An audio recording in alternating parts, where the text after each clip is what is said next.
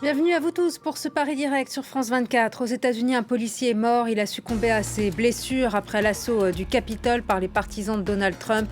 Le chef de la police du Capitole a quitté ses fonctions. Le président Donald Trump a fait volte-face en changeant de ton dans une vidéo. Le président élu Joe Biden accuse Donald Trump d'avoir mené un assaut contre les institutions démocratiques.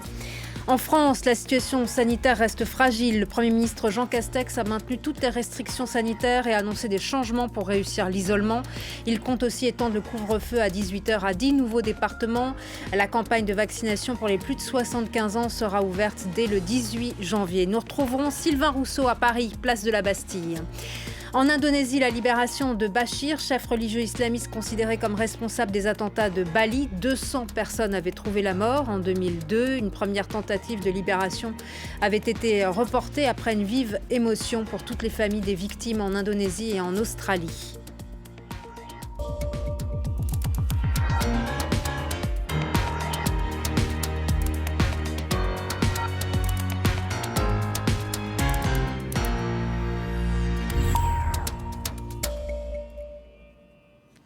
Aux États-Unis, Donald Trump a lancé un appel à la réconciliation et promis une transition de pouvoir ordonnée et tranquille après l'attaque au Capitole par ses partisans.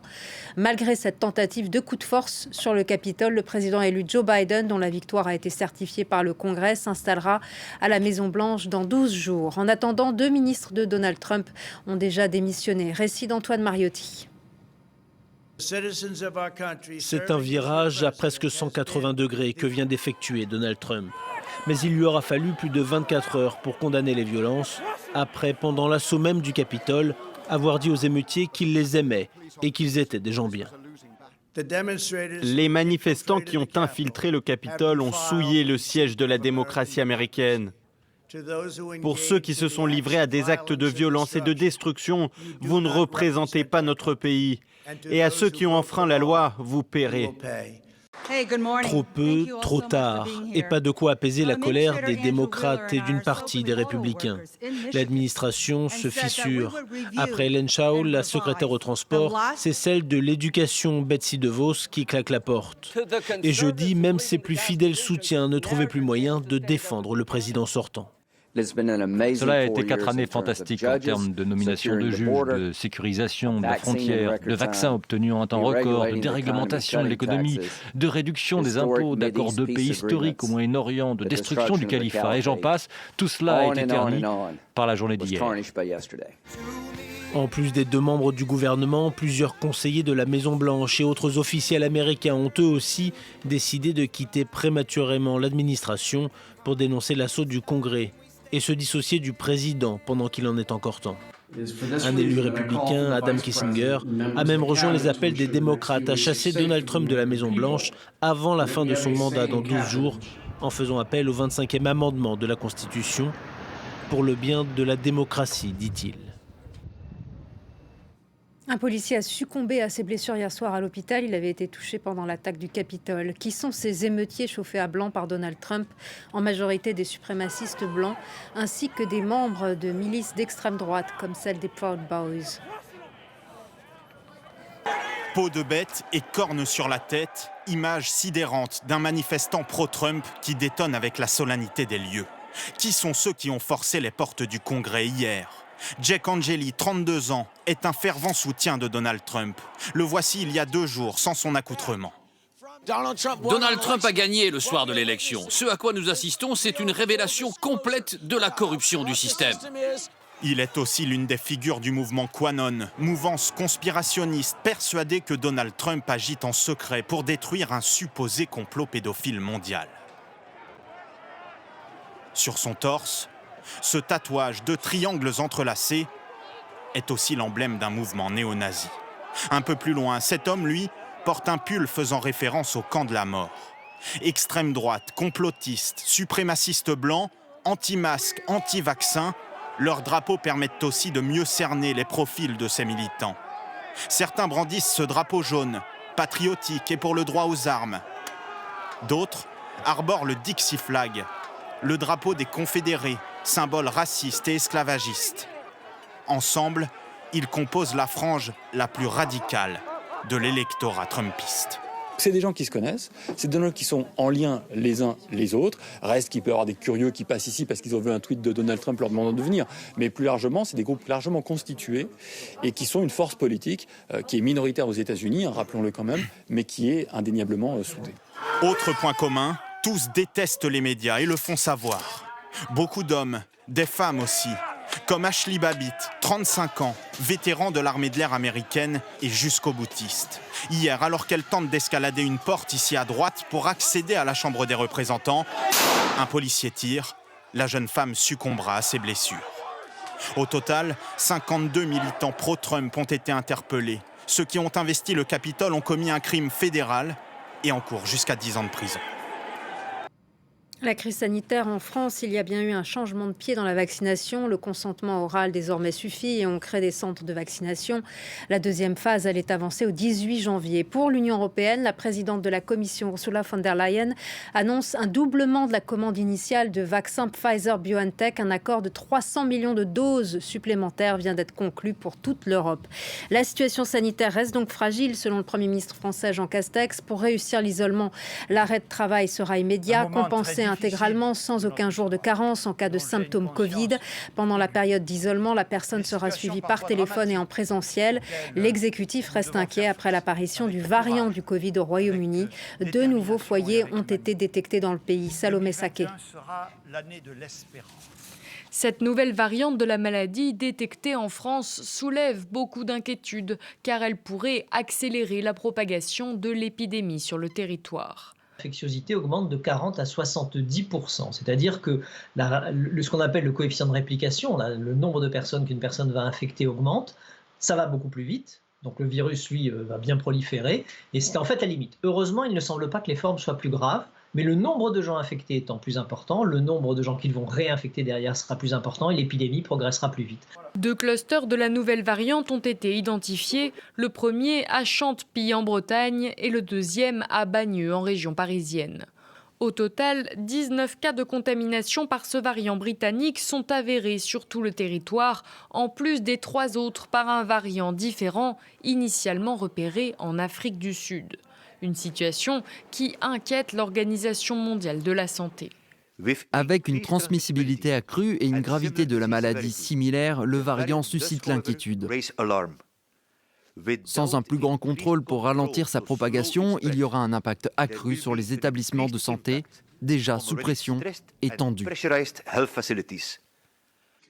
Les 2 clusters français sont à risque, selon le ministère de la Santé. Des investigations sont en cours afin d'essayer de retrouver toutes les personnes potentiellement contaminées par cette nouvelle variante. En attendant, les frontières de la France avec le Royaume-Uni restent fermées jusqu'à nouvel ordre. Journée spéciale sur France 24 consacrée ce vendredi aux bars et aux restaurateurs. L'antenne est solidaire des secteurs durement impactés par la crise sanitaire. On retrouve tout de suite Sylvain Rousseau à Paris, dans le 11e arrondissement. Comment réagissent les restaurateurs aux annonces du Premier ministre hier ? Bien écoutez, les restaurateurs, les patrons de bars que nous avons rencontrés depuis ce matin sont à la fois en colère et en même temps résignés. Ceux avec qui on a discuté savaient bien qu'ils ne pourraient pas réouvrir le 20 janvier comme c'était prévu, ils le sentaient venir. Alors on leur a donné cette date du 15 février, mais nous en discutions ce matin avec Youssef qui tient un petit bar, un petit café dans le 12e arrondissement et qui fait un peu de vente à emporter, notamment les jours de marché. Il nous expliquait complètement désabusé qu'après le 15 février, ça serait le 15 mars, puis le 15 avril, puis le 15 mai. Globalement, les restaurateurs ici ne s'attendent pas à reprendre une activité normale avant le printemps, voire même pour les plus pessimistes, avant le début de l'été. Il faut dire que le secteur a été d'ores et déjà durement touché par cette crise du Covid. Ils sont restés fermés pratiquement 6 mois déjà en 2020. Ils n'ont pas encore pu ouvrir en 2021. Alors bien sûr, il y a des aides de l'État, des prêts garantis, du chômage partiel, mais les plus pessimistes, là encore, estiment que c'est 75% de ces établissements qui, une fois la crise passée, une fois le chômage partiel terminé, lorsqu'il faudra rembourser ces prêts garantis par l'État, eh bien 75% des établissements seront menacés à ce moment-là par la faillite. Et il n'y a pas que les cafetiers, les restaurateurs, c'est tout un secteur qui est frappé très durement par cette crise. Oui, c'est tout un secteur, c'est tout ce qui gravite autour de la restauration. C'est un secteur économique important, la restauration. C'est à peu près 850-880 000 emplois, sans compter les saisonniers, mais c'est aussi l'hôtellerie-restauration, c'est les restaurants d'entreprise. Et c'est bien sûr également tous les producteurs, tous les éleveurs qui fournissent ces restaurants et qui sont directement impactés par toutes ces fermetures. Alors bien sûr, il y a les aides de l'État qui aident aussi tous ces secteurs-là. Nous en discutions ce matin avec le chef Bruno Verjus qui nous expliquait qu'aujourd'hui, pour un restaurateur, il était presque économiquement plus intéressant de rester complètement fermé plutôt que de tenter de maintenir une petite activité aussi faible soit-elle. Merci beaucoup Sylvain Rousseau pour toutes vos précisions. Merci à vous. À Paris, justement, un commerçant a trouvé une façon pour le moins originale pour attirer l'attention sur les commerces, les cafés, les restaurants. Faire vivre ces lieux désormais désertés par les humains grâce à des ours en peluche, des gobelins. Reportage de Fadil Bayard et James André pour France 24. Ils ont envahi le quartier des Gobelins à Paris. Ces nounours se sont donnés pour mission de remonter le moral aux commerçants et de faire sourire les passants, alors que la réouverture des commerces jugés non essentiels semble compromise. Un nounours mobile vous attend et on va faire plein de bêtises. Et pour l'occasion, ce cinéma du 5e arrondissement ouvre exceptionnellement ses portes. Ce qui est très compliqué en ce moment, c'est qu'on ne sait absolument pas quand est-ce qu'on va réouvrir aussi. Et ça, c'est quelque chose de douloureux parce qu'on ne réussit même pas à se projeter, à essayer de créer des choses parce qu'on ne sait pas si on pourra le faire en temps et en heure. Donc ça devient usant, on va dire. Ça fait longtemps qu'on n'a pas vu notre salle remplie, ça fait du bien. Et pour le papa des nounours, marchand de journaux, cette action est surtout l'occasion d'attirer l'attention sur la situation fragile des petits commerces à l'heure d'Internet. J'ai constaté que les commerces s'endorment petit à petit, les clients nous oublient, Internet arrive, notre cerveau devient notre téléphone, et du jour au lendemain, tel marchand de bonbons, tel commerce ferme. Et je me suis dit que si on mettait des nounours et si on redonnait de l'attrait et de la curiosité aux clients, on pourrait maintenir un lien. Et c'est comme ça que les nounours des Gobelins ont démarré. Ces nounours ont aussi investi les terrasses fermées à cause des mesures sanitaires, comme ici au Deux Magots, adresse emblématique de Paris. On fait un goût câlin aux nounours quand on n'a vraiment pas le moral. Et puis voilà, ils sont tout doux. On a le privilège que notre propriétaire, elle a l'ensemble des Deux Magots. Donc c'est plus facile un petit peu pour nous, contrairement à nos confrères qui sont chez des propriétaires et qui tous les mois réclament leur loyer. Un peu de douceur donc, en attendant des jours meilleurs où les humains reprendront leur place en terrasse. Au Brésil, la barre symbolique des 200 000 morts dus au coronavirus a été franchie. Il s'agit du deuxième pays le plus touché au monde après les États-Unis. L'inquiétude est grande alors que le nombre de cas quotidiens ne cesse d'augmenter et la campagne de vaccination n'a toujours pas commencé. Elliot Samuel nous en dit plus. Dans ce cimetière de Sao Paulo, le plus grand de la ville, les enterrements s'enchaînent les uns après les autres. Ici, comme partout ailleurs, de très nombreux décès sont dus au coronavirus. Ricardo enterre son père. Il ne comprend pas pourquoi son pays n'arrive pas à sortir de la crise, malgré l'arrivée des vaccins. A solução está aí, né? Mas por causa dessa briga política, tá essa demora aí, pelo jeito vai subir mais ainda. A quantidade de pessoas morrendo aí, monte de família destruída aí por causa desse Covid, né? Jeudi, un record de près de 88 000 contaminations en 24 heures a été enregistré. De quoi inquiéter pour les prochaines semaines, après de nombreux rassemblements pour les fêtes de fin d'année. Surtout, la campagne de vaccination n'a toujours pas commencé. Elle ne débutera pas avant le 20 janvier au plus tôt. Le président brésilien Jair Bolsonaro a toujours été anti-vaccin et continue de minimiser cette crise. A vida continua. É apenas continuar, como alguns querem continuar, aquela velha história de fica em casa, que a economia a gente vê depois. Isso não vai dar certo. Isso vai ser caos no Brasil. Depuis le début du mois, l'aide d'urgence accordée à 68 millions de Brésiliens a dû être stoppée. Et le président brésilien a affirmé mardi que le pays était en faillite et qu'il ne pouvait plus rien faire.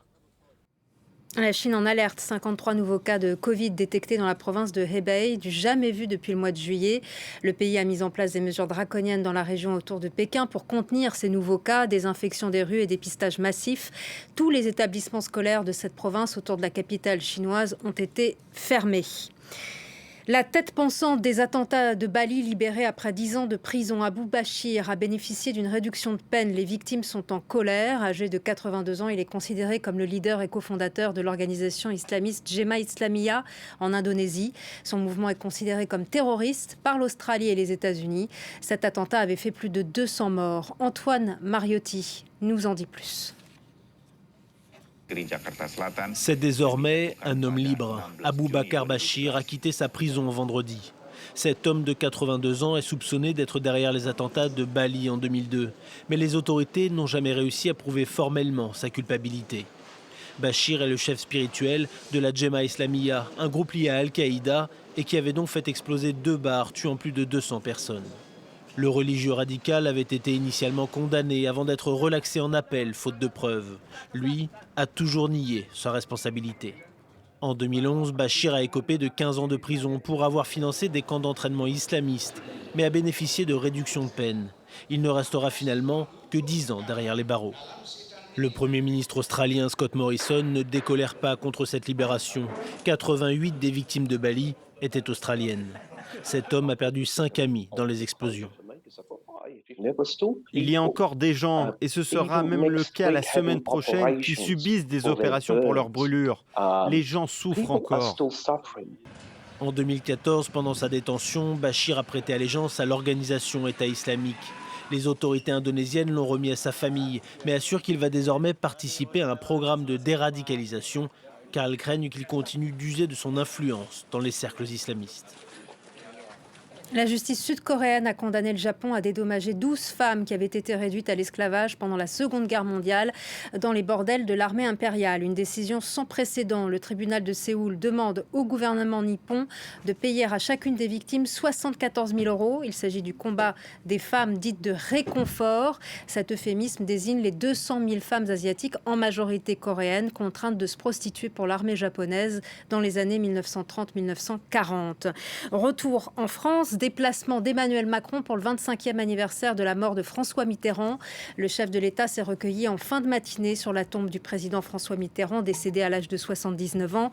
Puis il a visité sa maison natale, devenue un musée dans la petite ville de Jarnac. Il était accompagné par des membres de la famille Mitterrand et par des proches de l'ancien chef d'État socialiste, dont l'ancien président François Hollande, mais aussi Ségolène Royal ou encore Hubert Védrine.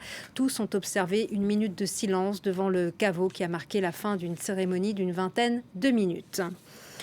C'est aujourd'hui donc une journée spéciale